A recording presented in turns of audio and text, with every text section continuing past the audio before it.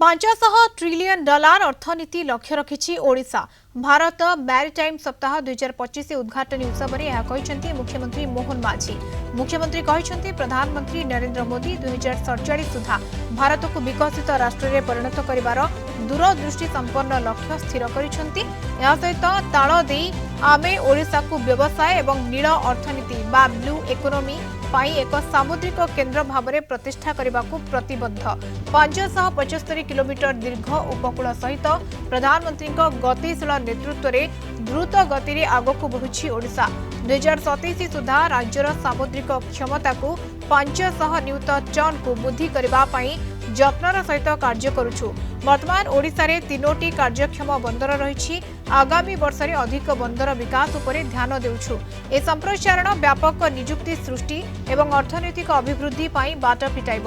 आमे समान भाव में पर्यटनर प्रोत्साहन एवं आमर समृद्ध सांस्कृतिक ऐतिह्यर संरक्षण पाई समर्पित। आमर लक्ष्य ओडिशा को एक $500 ट्रिलियन अर्थनीति रे परिणत करबा, जहां देशर प्रगति रे दृढ़ योगदान करिबो बोली मुख्यमंत्री कहछन्ति। जय जगन्नाथ। माननीय स्वराष्ट्र और समवाय मंत्री भारत सरकार श्री अमित शाह जी, महाराष्ट्र के माननीय मुख्यमंत्री देवेंद्र फडणवीस जी, माननीय मंत्री बंदरगाह नौवहन और जलमार्ग भारत सरकार श्री सर्बानंद सोनोवाल जी, गुजरात के माननीय मुख्यमंत्री भूपेंद्र पटेल जी, गोवा के माननीय मुख्यमंत्री श्री प्रमोद सावंत जी, माननीय राष्ट्र मंत्री बंदरगाह नौवहन और जलमार्ग भारत सरकार श्री शांतनु ठाकुर जी, अध्यक्ष Indian ports association Shri Sunil Paliwal ji, Maharashtra की deputy chief minister Eknath Shinde ji, उप मुख्यमंत्री अजित पवार जी, उपस्थित बंदरगाह क्षेत्रों से जुड़े इंडस्ट्री लीडर्स, विशेषज्ञगण और स्टेक होल्डर्स और उपस्थित अतिथिगण, मीडिया से आए हुए मित्रों, इंडिया मैरीटाइम वीक्स 2025 के शुभ अवसर पर ओडिशा की पवित्र धरती की ओर से आप सभी को हार्दिक शुभकामनाएं देता हूं। देश को 2047 तक विकसित भारत बनाने की माननीय यशस्वी प्रधानमंत्री श्री नरेंद्र मोदी जी की संकल्प को साकार करने के लिए कार्यरत दूरदर्शी नेता और केंद्रीय मंत्री श्री अमित शाह जी की गरिमामय उपस्थित ये कार्यक्रम को और भी सार्थकता है। यह आयोजन केवल एक औद्योगिक सम्मेलन नहीं बल्कि विकास और वैदेशिक वाणिज्य में भारत की पुनरुत्थान यात्रा की ये प्रतीक है।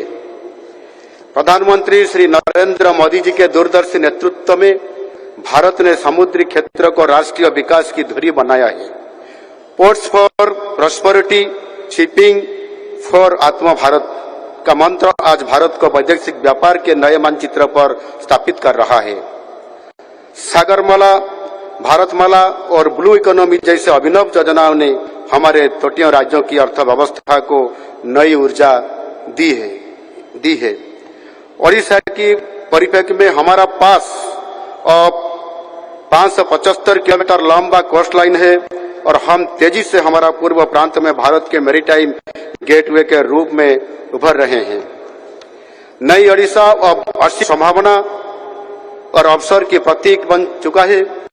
जैसा कि प्रधानमंत्री नरेंद्र मोदी जी ये बार बार कहते आए हैं कि ओडिशा उनके पूर्वोदय के परिकल्पना की केंद्र बिंदु है। प्रधानमंत्री जी की मार्गदर्शन हमारे लिए एक शांति बन चुका है, एक शक्ति बन चुका है और हम ओडिशा के मैरीटाइम इकोसिस्टम को मॉडर्न, सस्टेनेबल और ग्लोबली कॉम्पिटिटिव बना रहे हैं। हम ओडिशा के लिए और बड़ा सोचते हैं, इसलिए 2047 तक हमारा ओडिशा की बंदरगाहों की कैपेसिटी सालाना 500 मिलियन टन बढ़ाने का लक्ष्य रखा है। ओडिशा में अभी 3 बड़े बंदरगाह कार्य कर रहा है, पारादीप पोर्ट, धामरा पोर्ट और गोपालपुर पोर्ट। ये तीनों बंदरगाह ओडिशा को भारत की समुद्री अर्थव्यवस्था का धड़कता हुआ केंद्र बना रहे हैं। अगले कुछ साल में और छोटे छोटे बंदरगाह बनाने के लिए जगह ही पहचान की गई है।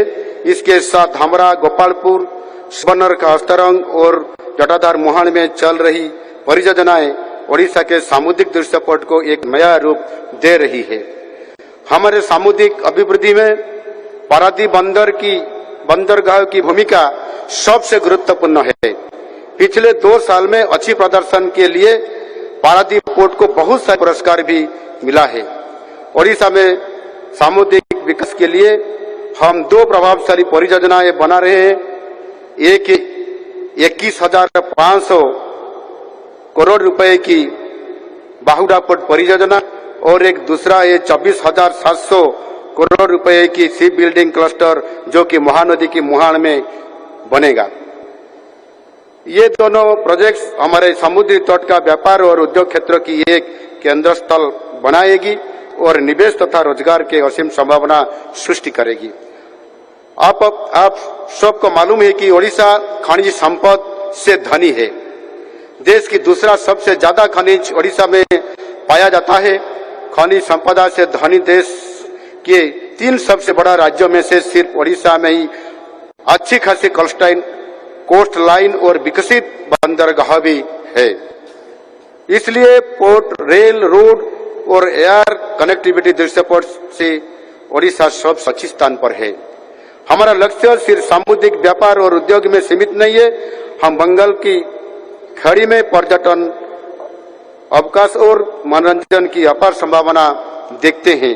भगवान जगन्नाथ जी की पवित्र भूमि क्षेत्र पुरी में एक क्रूज टर्मिनल का विकास किया जा रहा है। चिल्का झील के आसपास इकोटूरिज्म का विकास के लिए कदम लिया जा रहा है। इससे निरंतर और समावेशी विकास के लिए नई मार्ग खुल रहा है। हमारी सरकार ने 2036 तक समृद्ध ओडिशा बनाने का लक्ष्य रखा है, क्योंकि 2036 में ओडिशा स्वतंत्र राज्य गठन की 100 साल का पूर्ति मनाएगा। ये विजन के बहुत तहत हम ओडिशा की इकोनॉमी को $500 ट्रिलियन बनाने का लक्ष्य रखे हैं। ये परिकल्पना में निर्यात और पोर्ट लेड इकोनॉमी की जरूरत है। हम इसी दिशा में कार्यरत हैं। इस अवसर पर मैं भारत के साथ सारी दुनिया के उद्योगपतियों से आग्रह करूंगा, आइए ओडिशा में निवेश कीजिए, न सिर्फ शिपिंग सेक्टर में बल्कि किसी भी क्षेत्र में। ओडिशा आपके लिए तैयार है। कम इन्वेस्ट इन ओडिशा, क्योंकि यही समय है, सही समय है।